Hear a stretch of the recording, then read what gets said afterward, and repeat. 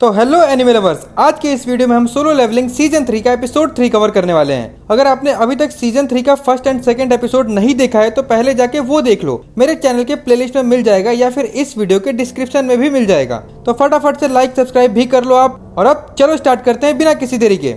Solo Leveling season 3 episode 3 start होता है और हमें दिखता है कि जिन्हों काइजल पे सवार होकर जिन्हा के स्कूल की तरफ निकल चुका था काफी तेजी में। इधर जिन्हा पे एक मॉन्स्टर अटैक करने वाला था, लेकिन तभी उसके अंदर से जिन्हों का शैडो सोल्जर निकल के आ जाता है और एक जबरदस्त पंच मार के उस मॉन्स्टर को स्कूल से बाहर फेंक देता है। फिर जिन्हा के अंदर से 2 और शैडो सोल्जर निकल के आ जाते हैं उसको प्रोटेक्ट करने के लिए, और बाकी बचे मॉन्स्टर्स को भी काफी आसानी से मार देते हैं। वहाँ खड़े सभी स्टूडेंट शॉक हो गए थे, उन्हें लग रहा था कि मॉन्स्टर ही मॉन्स्टर से फाइट कर रहे हैं। जिन्हा भी शॉक थी, उसे लग रहा था कि जिन्वू वहां आ गया है। इसके बाद हमें दिखता है कि डंजन का गेट अब पूरी तरीके से खुल चुका था और हमें उस डंजन का बॉस दिखता है, जिसे कुछ मॉन्स्टर ये बता रहे होते हैं कि कुछ हाई ऑर्क मॉन्स्टर इंसानों की हेल्प कर रहे हैं। मतलब वो जिन्वू के शैडो सोल्जर के बारे में बात कर रहे थे। ये सुन के बॉस बोलता है, तुम लोग सिर्फ 3 हाई ऑर्क मॉन्स्टर्स को भी डिफीट नहीं कर पा रहे हो और खुद को हाई ऑर्क वॉरियर बोलते हो। फिर वो अपनी तलवार निकालता है और बोलता है, ले चलो मुझे उनके पास। फिर सीन शिफ्ट होता है और हमें वो ए रैंक डंजन दिखता है जहाँ जिन्वू ने बैरू को छोड़ के आया था पार्क की टीम को हेल्प करने के लिए। वहाँ बैरू और एंड सोल्जर मिलकर काफी बुरी तरीके से सारे मॉन्स्टर्स को मार रहे होते हैं, जिसे देख करके पार्क की टीम काफी ज्यादा डरी हुई थी। उन्हें लग रहा था कि कहीं शैडो सोल्जर का दिमाग न सटक जाए और हमें एनिमी समझ के अटैक न कर दे। वो लोग डिसाइड नहीं कर पा रहे थे कि ये रेड कंटिन्यू करनी चाहिए या छोड़ के भाग जाना चाहिए, लेकिन वो लोग रेड को छोड़ के भाग नहीं सकते थे क्योंकि बाहर काफी सारे मीडिया और रिपोर्टर्स होते हैं। तो अगर बाहर गए तो उनसे डील करना पड़ेगा और उनकी गिल्ड की रेपुटेशन भी खराब होगी। इसीलिए वो लोग डिसाइड करते हैं कि कंटिन्यू करना चाहिए। आखिरकार ये बस कुछ समन्स ही तो हैं, हमें इनसे डरना नहीं चाहिए। तभी पार्क के सामने बैरू आ जाता है और वो एक मॉन्स्टर का सर काट के उसके पैरों के नीचे फेंक के चला जाता है। पार्क की लिटरली फट जाती है कुछ सेकंड्स के लिए। तभी बाकी हंटर्स भी वहां आ जाते हैं और पार्क से पूछते हैं, तुम ठीक हो ना? और पूछते हैं कि क्या हमें इन एंड्स को फॉलो करना चाहिए या नहीं। जिसपे पार्क बोलता है कि पहले ये देखो तुम लोग, उसने जो सर लाके दिया है वो एक हाई रैंक नाइट का था जिसे हमें मारने में काफी परेशानी होती, लेकिन उसने 1 सेकंड में ही मार दिया। और पार्क बताता है कि हाई रैंक मॉन्स्टर्स के अंदर मैजिक कोर निकलता है और वो काफी एक्सपेंसिव होता है और हमें ये बिना किसी मेहनत के मिलने वाला है, वो भी बहुत सारा। तो क्या अब भी तुम लोग इस रेड को छोड़कर जाना चाहते हो? वो इतना बोल ही रहा होता है कि बाकी हंटर्स पार्क को वहीं छोड़ के शैडो सोल्जर को फॉलो करने लगते हैं बिना किसी ऑर्डर के, और उल्टा पार्क को बोलते हैं, आप उधर क्या कर रहे हो गिल्ड मास्टर, जल्दी चलिए वरना पीछे रह जाओगे। पार्क बेचारा सोचने लगता है कि क्या ही लालची टीम मेंबर्स मिले हैं मुझे। इसके बाद सीन वापस जिन्हा के स्कूल पे शिफ्ट होता है और हमें दिखता है कि फाइनली डंजन का बॉस जिन्हों के शैडो सोल्जर के सामने आ चुका था। बाकी के मॉन्स्टर उसके लिए चीयर कर रहे होते हैं। फिर वो अपनी तलवार से अटैक करता है जिन्हों के शैडो सोल्जर पे, पर वो उसकी तलवार को ब्लॉक कर लेता है। ये देख करके बॉस इम्प्रेस हो जाता है और बोलता है, मानना पड़ेगा तुमने मेरी शॉट ब्लॉक कर दी, लेकिन अभी भी तुम बहुत वीक हो। और ये बोल के वो जिन्हों के शैडो सोल्जर को बीच से काट देता है, लेकिन वो नोटिस करता है कि वो फिर से रीजनरेट हो रहा है। ये देख के वो सोचने लगता है कि क्या ये कोई स्पेल है। फिर वो बार बार उन लोगों को काट रहा था, लेकिन वो हर बार रीजनरेट होते जा रहे थे। वो बॉस उनको हजारों बार काट चुका था, पर वो हर बार रीजनरेट होते जा रहे थे। हमें दिखता है कि उसके माइंड में बार बार ह्यूमंस को मारने का कमांड मिल रहा होता है, लेकिन वो इन मॉन्स्टर्स में ही उलझा हुआ था। वो काफी ज्यादा इरिटेट हो चुका था। उसके माइंड में जो आवाज चल रही होती है उनसे उसका सर फटा जा रहा था। वो सोचता है कि मुझे जल्दी से ये फाइट खत्म करनी होगी। तभी उसे समझ में आ जाता है कि ये लोग मैजिक से कंट्रोल किए जा रहे हैं, तो क्यों ना मैं इन्हें जो कंट्रोल कर रहा है उसको ही मार दूं। फिर ये लोग अपने आप ही मर जाएंगे। और वो जिन्हा की तरफ अटैक करने के लिए बढ़ता है, लेकिन जिन्वू के शैडो सोल्जर उसे घेर लेते हैं। तो वो बॉस अपने ऑर्क्स को ऑर्डर देता है कि उन शैडो सोल्जर पे कंटिन्यू अटैक करने के लिए, क्योंकि जब वो रीजनरेट होते हैं तब वो पावरलेस होते हैं। जिसके बाद सारे हाई ऑर्क्स मिलके उन तीनों शैडो सोल्जर को घेर के अटैक करने लगते हैं, जिसकी वजह से वो लोग उनसे फाइट करने में बिजी हो जाते हैं। और वो बॉस मॉन्स्टर इसका फायदा उठाकर जिन्हा पे अटैक कर देता है और उसका सर पकड़ के उसे उठा लेता है और बोलता है, तुम ही इन ऑर्क्स को कंट्रोल कर रही हो ना, मैं तुम्हारे अंदर मैजिक सेंस कर सकता हूँ। और जिन्हा को मारने ही वाला होता है तभी उसे एक स्ट्रॉन्ग ऑरा फील होता है जो उसकी तरफ काफी तेजी से आ रही होती है। वो इतना ज्यादा स्ट्रॉन्ग ऑरा था कि उस बॉस मॉन्स्टर तक के हाथ पैर कांपने लगते हैं और वो जिन्हा को छोड़ देता है। वो आसमान में देखता है कि उसकी तरफ कुछ आ रहा है, वो भी काफी गुस्से में। उसके बाद वहाँ एक जोरदार धमाका होता है जिसकी वजह से वहाँ चारों तरफ स्मोक फैल जाता है और तभी जिन्हा नोटिस करती है कि उसके सर पे किसी का हाथ है और वो सर उठा के ऊपर देखती है तो जिन्वो होता है जो उससे बोलता है तुम अब सेफ हो। और इसके बाद स्मोक हटने पे वो बॉस मॉन्स्टर देखता है कि सामने कोई बहुत ही पावरफुल इंसान खड़ा है जो काफी ज्यादा गुस्से में है। वो बॉस जिन्वो को अपना नाम वगैरह बताने लगता है और बोलता है मैं रेड ब्लड क्लैन का लीडर हूँ, लेकिन जिन्वो पूरे गुस्से में होता है और उसकी तरफ उंगली करके बोलता है तुम चुप रहो और शांति से वहीं खड़े रहो। मतलब भाई साहब इतनी गंदी बेइज्जती, ये सीन में तो लिटरली गूज बम्स आ रहे थे। मुझे पता नहीं कि मैं आप लोगों को ढंग से एक्सप्लेन कर पा रहा हूँ या नहीं, लेकिन मैं पूरी कोशिश कर रहा हूँ कि मैं अपने एक्सप्लेनेशन के थ्रू आपको वो फील करवा पाऊँ जो मैं फील कर रहा हूँ। अगर आपको भी इस सीन में गूज बम्स आ रहे हैं तो कमेंट में जरूर बताना ताकि मैं समझ जाऊं कि मैं अकेला ही नहीं फील कर रहा हूँ। खैर इसके बाद जिन्वो जाकर जिन्हा को हक करता है और बोलता है सॉरी मुझे लेट हो गया आने में, लेकिन अब मैं तुम्हें कुछ भी नहीं होने दूंगा। जिन्हा भी जिन्वो को पकड़ के रोने लगती है। जिन्हा को रोते देख करके जिन्वो और ज्यादा गुस्से में आ जाता है। वो इग्रिस को बुला के बोलता है तुम थोड़ी देर जिन्हा का ख्याल रखना। फिर जिन्वो अपने कुछ और शैडो सोल्जर को समन करता है और उनको बोलता है कि बाकी स्टूडेंट्स को भी स्कूल से बाहर ले जाओ। इसी बीच उनमें से एक मॉन्स्टर आगे बढ़ने की कोशिश करता है अटैक करने के लिए, लेकिन जिन्वो पूरे गुस्से में उनकी तरफ देख के बोलता है कोई अपनी जगह से नहीं हिलेगा। फिर एक एक करके सभी स्टूडेंट को स्कूल से इवैक्यूएट करने में शैडो सोल्जर मदद करने लगते हैं। इधर डंजन का बॉस जिन्वो से बोलता है अच्छा तो वो इमॉर्टल ऑर्क तुम्हारे सोल्जर थे, और वो पूछता है कि तुम आखिर कौन हो और तुम्हें हमारी लैंग्वेज कैसे आती है। लेकिन जिन्वो उसे कोई रिप्लाई नहीं देता, बस गुस्से में उनकी तरफ देख रहा होता है। ये देख के बॉस मॉन्स्टर समझ जाता है कि उसका कोई इंटेंशन नहीं है हमारे सवालों का जवाब देने में, इसीलिए वो अपनी आर्मी को जिन्वो पे अटैक करने के लिए बोल देता है। फिर सब मिलकर जिन्वो पे अटैक करने के लिए आगे बढ़ते हैं। उनमें से एक मॉन्स्टर को तो जल्दी मरने की चुल मची होती है। वो सबसे पहले जिन्वो पे अटैक करता है, लेकिन जिन्वो उसकी उंगलियों को घुमा के तोड़ देता है। फिर उसका हाथ पकड़ के और जोर से 360 घुमा के जमीन पे पटक देता है। फिर उसको घसीटते हुए आगे ले जाता है और अपने एक पैर से उसका सर को मसल देता है चींटियों की तरह। मतलब भाई साहब इतनी बुरी तरह से कौन मारता है। जिन्वो का गुस्सा देखने लायक था। मुझे नहीं लगता कि मैंने इससे पहले जिन्वो को इतने गुस्से में देखा हो। अगर आपको कोई सीन याद हो जिसमें जिन्वो इससे भी ज्यादा गुस्से में हो तो कमेंट में जरूर बताना। खैर इसके बाद तो बाकी मॉन्स्टर्स की तो फट जाती है ये देख के, लेकिन फिर भी वो लोग एक साथ मिलकर अटैक करते हैं। लेकिन बस एक सेकंड में, सिर्फ एक सेकंड में जिन्वो उन सब का काम तमाम कर देता है और अब सारे मॉन्स्टर मर चुके होते हैं सिर्फ बॉस को छोड़ के। ये सब कुछ इतना फास्ट होता है कि बॉस भी कंफ्यूज हो जाता है। आखिर ये बंदा एक सेकंड में मेरी पूरी आर्मी को कैसे मार सकता है। उसकी तो फटके 4 हो जाती है। फिर जिन्वो बिना टाइम वेस्ट किए बॉस मॉन्स्टर का सर पकड़ के उसे दीवार में दे मारता है और गुस्से में पूछता है तुम लोग आखिर क्यों इंसानों को मारते फिरते हो, आखिर क्या मिलता है तुम्हें उन्हें मार के। जिसपे मॉन्स्टर बोलता है हमारे दिमाग में कंटिन्यूअसली आवाज आती है जो इंसानों को मारने के लिए कहती है। तो जिन्वो बोलता है अच्छा अगर ऐसा है तो फिर मुझे देखकर आवाज नहीं आती क्या। लेकिन उस मॉन्स्टर की सारी हेकड़ी निकल गई होती है। वो बोलता है कि मुझे माफ कर दो, लेकिन जिन्वो गुस्से में बोलता है मेरे सवालों का जवाब दो पहले, क्या तुम्हें मुझे मारने के लिए आवाज नहीं कहती। लेकिन वो बस बार बार बोल रहा होता है कि मुझे माफ कर दो। जिसपे जिन्वो अपने डैगर निकालता है और कहता है मुझे लगा ही था कि तुम्हारा दिमाग भी मुझे ह्यूमन नहीं समझता, लेकिन अब ये मैटर नहीं करता, मैं तुम्हें माफ कर दूंगा। हालांकि ये समझने की भूल मत करना कि मेरे माफ करने के प्रोसेस में तुम्हें कोई डर नहीं होगा। इतना बोलकर जिन्वो उसे मार देता है। इसके बाद सीन शिफ्ट होता है उस ए रैंक गेट में, जहां नाइट गेट वाले बेरू की मदद से काफी तेजी से डंजन क्लियर करते हुए बॉस रूम तक पहुंच गए थे। वहां उनका सामना अनडेड आर्मी के बॉस से होता है और उसके साथ 10 डेथ नाइट भी होते हैं। उनका बॉस काफी ज्यादा स्ट्रॉन्ग होता है। पार्क फील कर पा रहा था कि वो क्लियरली एक एस रैंक हंटर के बराबर स्ट्रॉन्ग है, इसीलिए उस बॉस को डिफीट करना उनके लिए इम्पॉसिबल था। और इधर हमें दिखता है कि उनके बीच से काफी सारे जॉम्बी मॉन्स्टर भी आ रहे थे। मतलब अब वो बाहर भी नहीं जा सकते थे। उन जॉम्बी मॉन्स्टर को रोकने के लिए एक हंटर वहां अपना स्किल यूज करके एक दीवार खड़ी कर देता है, लेकिन वो कहता है मैं इसे 5 मिनट से ज्यादा नहीं रोक पाऊंगा। सारे नाइट गिल्ड वालों की हालात खराब हो चुकी थी, लेकिन तभी वहां आते हैं हमारे बेरू भाई फुल स्वैग में। वो डंजन का बॉस बेरू को देखकर हैरान हो जाता है और कहता है मोनार्च का पर्सनल शैडो आर्मी आखिर हम पे क्यों अटैक करना चाहता है। इस पे बेरू बोलता है हमारे किंग ने हमें चुना है। लेकिन वो मॉन्स्टर बोलता है ऐसा नहीं हो सकता, मैं खुद पर्सनली जाके शैडो मोनार्च से बात करूंगा। लेकिन बेरू उसकी बातों को इग्नोर करके सीधा अटैक कर देता है और अपना एक हाथ उसके चेस्ट में घुसा देता है और बोलता है तुम जिंदा रहोगे तब तो बोलोगे से, और इसके बाद उसका चेस्ट से एक क्रिस्टल निकाल के उसे डिस्ट्रॉय कर देता है, जिसकी वजह से वो बॉस तुरंत मर जाता है और उसके साथ जितने भी डेड नाइट्स और ज़ॉम्बी मॉन्स्टर होते हैं वो भी मर जाते हैं।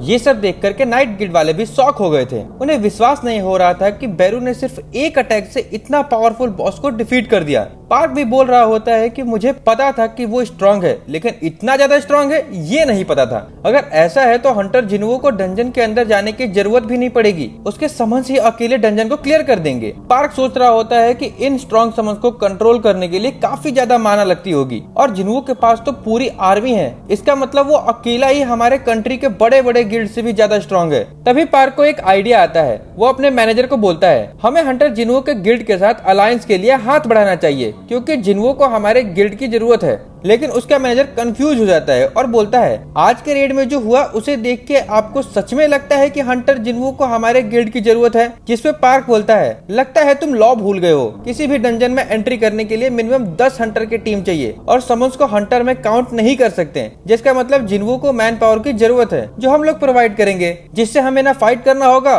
और ना ही किसी तरह का रिस्क होगा, सिर्फ प्रॉफिट ही प्रॉफिट। भाई ये नाइट गिल्ड वाले सारे लालची ही हैं। खैर अब सीन शिफ्ट होता है और हमें स्कूल के बाहर का सीन दिखाया जाता है, जहां अब फाइट खत्म हो चुकी थी। स्कूल के बाहर बहुत सारे एम्बुलेंस होते हैं जो घायल स्टूडेंट को हॉस्पिटल ले जा रही होती है। काफी स्टूडेंट इस इंसिडेंट में तो मारे भी गए थे, तो उनके पेरेंट्स भी काफी ज्यादा रो रहे होते हैं, मतलब चारों तरफ मातम छाया हुआ था। फिर हमें चेयरमैन और जिन्वो दिखते हैं जो एक कार में होते हैं। चेयरमैन जिन्वो से बोल रहे होते हैं, इस इंसिडेंट में काफी स्टूडेंट मर गए, लेकिन ये कैजुअलिटी और भी ज्यादा होती अगर तुम वहाँ नहीं पहुँचते। तुमने फिर से एक बहुत अच्छा काम किया। फिर वो अपना फोन जिन्वो को देता है और उसे एक डाटा दिखाता है कि कैसे लास्ट 6 मंथ में कुछ ज्यादा ही गेट्स खुलने लगे हैं। हालांकि सरप्राइजिंग बात ये है कि सिर्फ गेट्स के नंबर इंक्रीज नहीं हो रहे हैं, बल्कि अब पहले से ज्यादा लोगों की पावर अवेकन हो रही है और हंटर की संख्या भी बढ़ रही है। ऐसा लगता है कि जैसे कोई ये सब परफेक्टली बैलेंस कर रहा हो। फिर चेयरमैन जिन्वो को कुछ डॉक्यूमेंट दिखाते हैं और बोलते हैं, जापान, यूएसए, चाइना, रसिया, फ्रांस, जर्मनी और भी बड़े बड़े नेशन तुम्हें अपने देश में बुलाना चाहते हैं, और मुझे पता है कि कुछ लोग तुमसे ऑलरेडी कांटेक्ट भी कर चुके होंगे अब तक। अब इनमें से हंटर एसोसिएशन वालों के पास तो राइट नहीं है उन्हें रोकने का,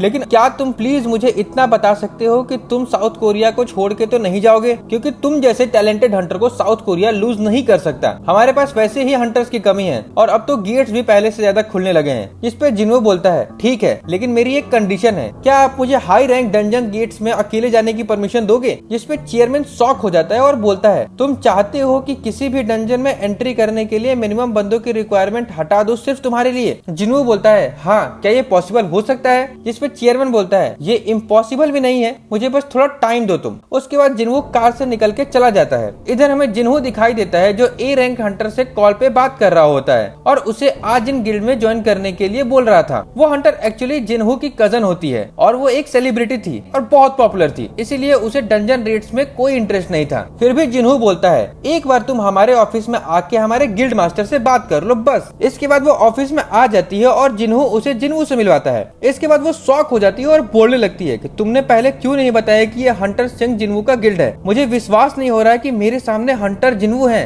जिसपे जिन्वो बोलता है कि इसमें इतना सरप्राइज होने वाली क्या बात है, तुम खुद एक सेलिब्रिटी हो। जिन्वो भी हल्का शॉक होता है कि ये एक ए रैंक हंटर है। फिर वो उसे बोलता है, गिल्ड से रिलेटेड सारे डिटेल्स तुम्हें जिन्हो बता देगा। इसके बाद सीन शिफ्ट होता है हंटर एसोसिएशन के मीटिंग रूम में, जहाँ चेयरमैन बाकी एसोसिएशन मेंबर को जिन्हो के रिक्वेस्ट के बारे में बता रहे होते हैं और उसके लिए लॉ चेंज करने की बात करते हैं। बट इस चीज को लेकर के बाकी मेंबर तैयार नहीं हो रहे होते और सब बोलने लगते हैं कि जिन्हो एक एक्सपीरियंस हंटर नहीं है। और वो बोलते हैं कि क्या आप ये चाहते हैं कि हम हंटर जिन्हो को स्पेशल ट्रीटमेंट दें जस्ट बिकॉज वो स्ट्रॉन्ग है? जिसपे चेयरमैन बोलते हैं, हाँ, मैं उसे स्पेशल ट्रीटमेंट देना चाहता हूँ क्योंकि वो स्ट्रॉन्ग है और हम उसका डिमांड फुलफिल नहीं करेंगे तो कोई दूसरी कंट्री वाले कर देंगे और हम लोग दोबारा एक स्ट्रॉन्ग हंटर को खो देंगे। लास्ट टाइम होंग डोंगसू जैसे टैलेंटेड हंटर को अमेरिका वालों ने हमारे नाक के नीचे से लेके चले गए थे। अगर हम इस बार भी वही गलती करें तो हंटर जिन्वो को भी खो सकते हैं।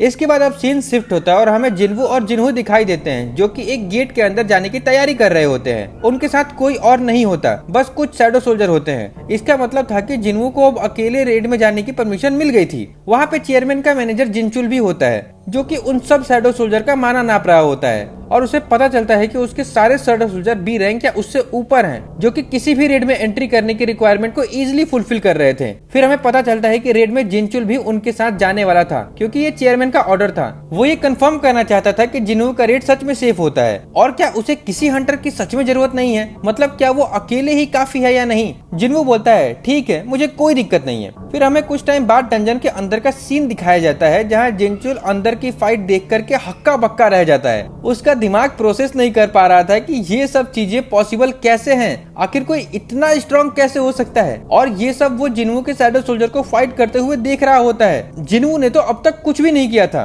उसके शैडो सोल्जर ही सारे मॉन्स्टर को मार रहे थे। जिन्हू को तो एक उंगली उठाने तक की जरूरत नहीं पड़ी थी। इसके बाद हमें दिखता है कि कुछ एंट सोल्जर मरे हुए मॉन्स्टर्स को खा रहे होते हैं। जिन्हू उन्हें किक मारता है और बोलता है ये क्या कर रहे हो, तुम्हें पता भी है कि इसके अंदर के मैजिक क्रिस्टल कितना कीमती होते हैं। फिर हमें दिखता है कि जिन्हू के कुछ शैडो सोल्जर माइनिंग का काम भी कर रहे होते हैं लगे हाथ। जिनचुल तो ये सब देख करके काफी ज्यादा शॉक हो जाता है, क्योंकि उसने ऐसा कुछ पहली बार देखा था कि कोई हंटर इतना पावरफुल है जो अकेला अपने दम पे एक ए रैंक गेट को इजीली क्लियर कर सकता है और मॉन्स्टर की बॉडी को रिट्रीव करने से लेकर के माइनिंग तक अकेले करने की कैपेबिलिटी रखता हो, जैसे वो कोई वन मैन आर्मी हो। फिर हमें दिखता है कि वो लोग अब उस डंजन के बॉस के पास पहुंच गए थे। जिन्हू अपने सारे समन्स को वापस बुला लेता है। वो बॉस से खुद फाइट करने जा रहा होता है। ये देख करके जिनचुल जिन्हू से पूछता है तुम्हारे शैडो सोल्जर इतने स्ट्रॉन्ग हैं कि वो अकेले बॉस को डिफीट कर सकते हैं, लेकिन फिर भी तुम खुद फाइट करने क्यों जा रहे हो। जिसपे जिन्हू अपने डैगर निकालता है और बोलता है अगर सब कुछ उन पे छोड़ दूंगा तो मेरी स्किल्स कैसे इंप्रूव होगी।